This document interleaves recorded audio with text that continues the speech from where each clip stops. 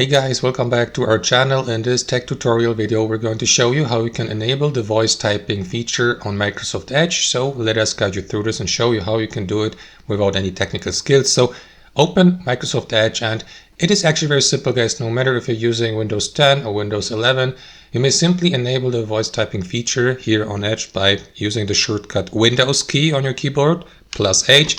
And there you go. That is going to enable the voice recognition feature here at the top so that you may use your microphone, provided it is of course plugged in and turned on, as your voice typing. So if you don't see that feature here at the top, guys, let me just close it. You will need, or it may be necessary, to enable the voice recognition feature on your Windows 10 or 11 computer first. To do that, head over to your operating system settings. As you can see, it's not in English for me, but it is actually very simple, guys.